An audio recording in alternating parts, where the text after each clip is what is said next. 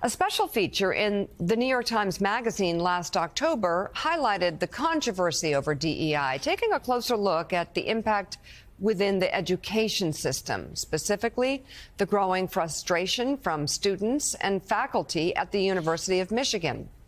Author Nicholas Confessori wrote in part, quote, programs across the university are couched in the distinctive jargon that to DEI's practitioners reflects proven practices for making classrooms more inclusive, and to its critics reveals how deeply DEI is encoded with left-wing ideologies. Michigan's own data suggests that in striving to become more diverse and equitable, the school has also become less inclusive. In a survey released in late 2022, students and faculty members reported a less positive campus climate than at the program's start and a less sense of belonging.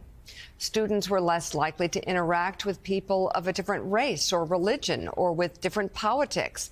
The exact kind of engagement DEI programs, in theory, are meant to foster. I'd like to bring in the author of that piece, political and investigative reporter for the New York Times and staff writer of the New York Times, Nick Confessori. Also with us for this conversation, we have the co-host of The Weekend on MSNBC, Symone Sanders Townsend, and contributing columnist for The Hill, Matt Lewis. And Joe, I'm interested in hearing more about this, especially looking at some of those results that came back to show maybe DEI not having the results it wanted. What was the political climate at the time as well? And I wonder if that factors in. Yeah, no, I'm sure it does. And it's very interesting, some of the cross currents that we saw in polling, this wasn't simply a white versus black or a white versus brown issue as far as people who may have opposed some of the DEI programs. Nick, your piece, pretty extraordinary, especially, I want you to talk especially about how at Michigan, the DEI program that you found made the campus more divided, more litigious, and, of course, to the disappointment, obviously, of Michigan administrators, more segregated.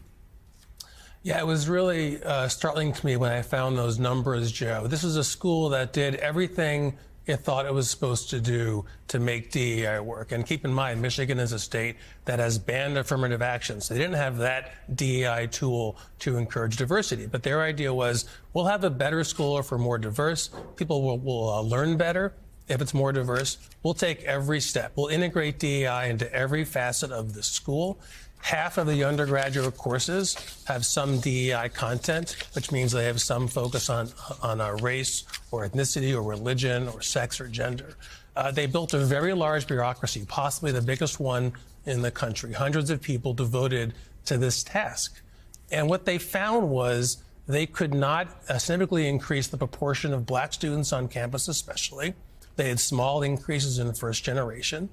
And this program unfolded over a period of incredible tension in American politics about Trump, Black Lives Matter, racial justice, and all of that spilled back onto campus and overwhelmed the school and made it almost impossible to create the kind of inclusion they want to.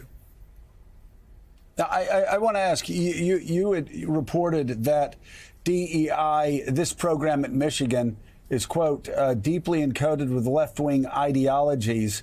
And you use as an example of that the handouts that they put out, quote, on identifying and addressing characteristics of white supremacy culture like worship of the written word.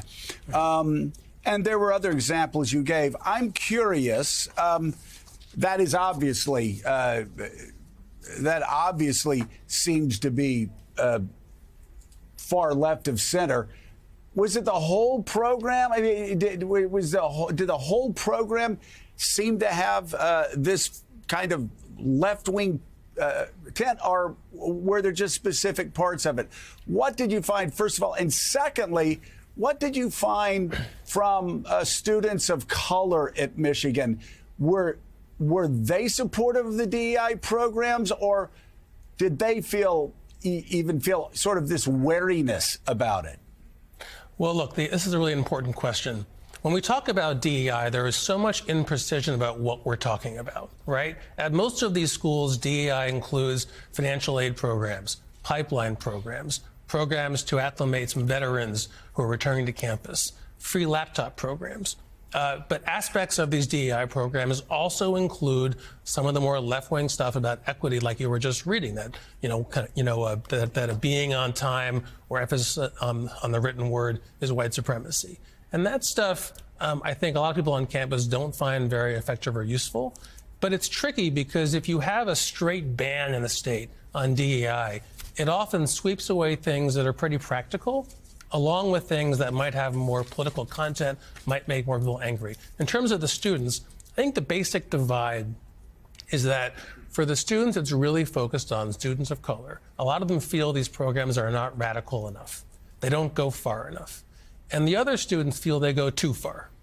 And they kind of are inhibiting, that they put too much pressure on them, that they create more division. It's very hard for these schools to square that circle under an idea of DEI that says everyone's diversity is important. So, Simone, I want you to comment, help us out in two areas. Number one, the reality that not all DEI programs are created equal. A lot of corporations getting rid of DEI. Costco is not. They say it's worked for them. Also, DEI programs, as we saw in the lead-in, made Colin Powell, put Colin Powell in a position to really serve this country well and ably for years. So I'm curious about your thought about, the overgeneralization of DEI programs, and also the concern that you can be throwing, as the old saying goes, throwing the baby out with the bathwater, because there's some crazy stuff sprinkled throughout, let's say brochures or booklets. You're getting rid of an entire program that could really make a positive difference. I think that DEI has become the new woke, if you will. It's a word that people use to describe, it's a catch-all. And they actually are not being specific, nor do they know exactly what they are talking about. I think that applies to the executive order that the president signed earlier this week. DEI, diversity, equity, inclusion, sometimes it's DIA, accessibility, right? There are a number of programs, like back in the day, these were called affirmative action programs. These were called inclusive programs. I'm thinking of programs like Upward Bound, which is a program that is a college readiness program disproportionately, that affects disproportionately Black and Latino students who get into the program, and that has been their pipeline program to better college opportunities. I think about programs that I myself have been a beneficiary of. I was a diversity scholar at Fraser Stryker Law Firm because I was interested in going to law school. So it was a very competitive scholarship program of the creme de la creme of the best. And I'm using these descriptives because somehow we have begun to think of these inclusionary programs, these programs that are designed to create access for people that have traditionally been locked out of the access. That's what the executive order that Lyndon B. Johnson signed all those years ago was really about. That's what affirmative action programs were, creating access, not just for Black or brown people, but to be honest, if you look at the data, the largest beneficiaries of affirmative action programs, which now many people will call DEI, are white women. Women in the workforce, women in these educational systems that are, we talk about the gap between men and women. We heard a lot about that during the campaign, right? Part of the upward mobility of women in this country, disproportionately white women, has been due to affirmative action DEI programs. So I do think it is very, very important that we pull back the layer and think about what we are really talking about here.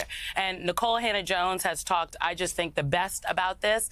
And this is really, this is a backlash. This is people saying, this is playing at the worst of who we are at our core of Americans. People who feel like if someone else is getting equity, it means I'm down, right? Somehow that this is an attack on essentially white men in America. The DEI programs are giving people a leg up that don't deserve one. And that is actually just not true. But the way that these programs and these initiatives have been talked about, frankly, in their most basic ways, have given the airs that there are unqualified individuals in many of these positions. And I can just tell you that the DEI, quote unquote, programs, the affirmative action programming is created so that the creme de la creme and the best of the best have the same opportunities that other individuals who do not look like them have. Like, how do we account for the fact that before the boon of affirmative action programs, there were a lack of women and people of color in all these other positions? We can't say that they weren't qualified. Yeah, so how do we account for that? Yes, it's really strong points there. And Rev, to what Simone was saying, it's another way of, like, for opponents of DEI to label an other, and that other is getting a hand up, and I'm not. But we've had to talk a lot about in the show in the last week or so that Donald Trump is fulfilling the promises. He's doing what he said he would. And this is, yet again, what he said he would. It was night after night. He railed against wokeism, but also DEI on the campaign trail. He made a promise to his voters that he would do that, and that is what a plurality of American voters chose. Donald Trump raised it, and he said what he was going to do. But I don't think people understand the need the DEI or affirmative action fill. First of all, affirmative action was authored by a black Republican named Arthur Fletcher under Richard Nixon's administration. And it was in no way radical at the time, because what they were trying to do is correct with inclusion the fact that by law, many blacks and others were excluded. So you can't say you want a merit system when we were excluded from bringing our merit to the table. So you were trying to repair that damage. So when you see corporations now that are saying we'll stop DEI, they're not even defining what that is, because many of them never had blacks, never had women, never had gays there. And that's why some of us are saying we need to then not. You don't want diversity, then you shouldn't have diversity in your consumers. We'll boycott it. But we'll support others. We're leading a group. I'm going to Costco tomorrow, bring 100 of my members to shop with those that understand it. Because we need to be able to say to Trump, this is not up to you. You can't tell us where we spend our money. And Donald Trump, I used to go and meet with Donald Trump, try to argue back and forth different cases. I've never seen diversity in Trump Towers. Show me where his top black executive is. Nobody even got subpoenaed in 4 of his trials that were black. So for him to be talking about diversity is like me talking about being a rocket next Christmas season. And yet, Matt, talk about, if you could, DEI hurt Democrats, some could argue. And I wonder where sometimes the Republicans really have a talent out of taking things and making them bad words when they're not necessarily that. Yeah, no, I think broadly speaking, we all support diversity, right? Hopefully everyone does. Equity, not everyone in the country, but everyone inclusion? here, I'm sure we all do, broadly speaking. But I also think Americans aspire to a colorblind society, to a meritocracy. And let's be honest, DEI, we could argue maybe it was necessary, but there is tension between a colorblind society and DEI programs, which push, sort of, equality that may involve, in some cases, preferential treatment for certain races. And look, I think at the end of the day, if you go back to Nick's column, Nick's article, I think part of what's happened is really the pervasiveness of this, right? It used to be, if you were on a college campus, for example, you could sign up for a class, or maybe you'd be interested, you pursue a class on feminism, let's say. Now it is really in your face. If you're in a corporation, you may have a hectoring HR director. If you're on a college campus, you are basically subjected to hearing about how the founding fathers were colonizers, hearing about how European art is oppressive. You didn't sign up for this. This is basically thrust upon you. So I actually believe that we ask ourselves, how is it possible that good, decent people ended up voting for Donald Trump and supporting Donald Trump? I actually think this is not the whole answer, but this sort of thing is part of the answer. I think that things have gotten too woke, too progressive, and there are a lot of Americans out there, those of us, on this panel, we think a lot about, ideas and like liberal democracy, and we're thinking, how could you possibly vote for Trump? But if you're an average person, you know, in a corporation or on a college campus, day in and day out, the radicalism that confronts you, the threat to your kind of individualism and happiness is more likely to be, you know, a diversity monitor who forces you to go through training, which is basically a struggle session. So how do we get Trump? Right. This is part of the story.